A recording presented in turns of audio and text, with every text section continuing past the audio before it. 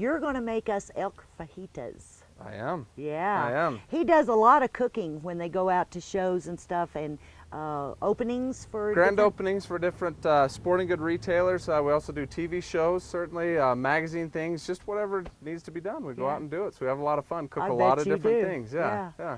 So let's get chopping. Yeah, you tell me what I can do to help you. Well, if I can get you, we've got peppers here. As always in fajitas, we like color. So we've got orange, we've got the yellow, the red, and the green peppers, as well as a white onion. So we've got a bunch of different things there. So if you could slice the peppers up, chop the onion up, and I know you have a fancy little tool for the onion there. I do. So, I do. Yeah. Okay.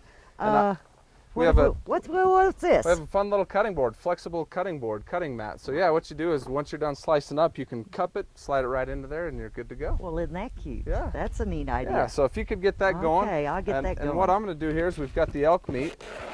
We'll take it out. It's already been trimmed. There's no fat on it, anything like that. It's already been trimmed up real well.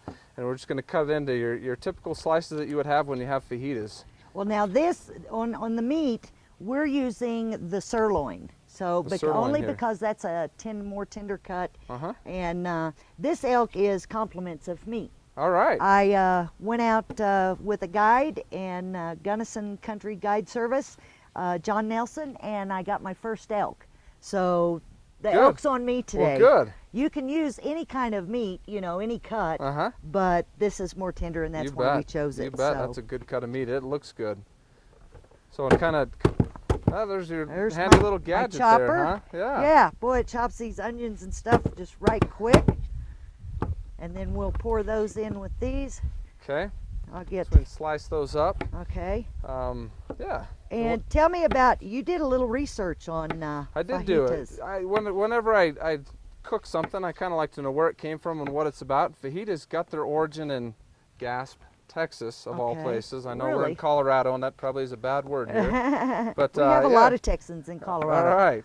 So it got its start in Texas in the 1930s when a lot of the ranch hands, the Mexican worker ranch hands there, were paid, part of their salary was paid in flank steak, in beef flank steak, and which was the worst cut of meat. That was the American way of, I guess, just maybe looking down on them or giving something that they didn't want to use anyway and didn't need. So they would actually... Not a real good cut of meat. No, it isn't if it's not cooked right. If it's cooked right, it's an excellent cut of meat. Exactly. So that's where fajitas derived from, is they found a great way to cook it, and they've done a good job at it. 30 seconds. Okay, now what we're going to do is, we've already got some that is been marinated overnight, and he's going to get those on the grill. I'll finish chopping these peppers up. Steve's got the meat on the grill, and oh man, I wish we had smell-o-vision, because it sure smells great, Steve. Well, thanks. What he's fixing to do now is getting ready to put the vegetables in, and I'm going to sneak around him and get our cheesy refried beans started. So yeah, we'll take you all this, the peppers and the onions so graciously sliced up and chopped up for us, and we're going to throw a bunch of those on and get some of the flavor going.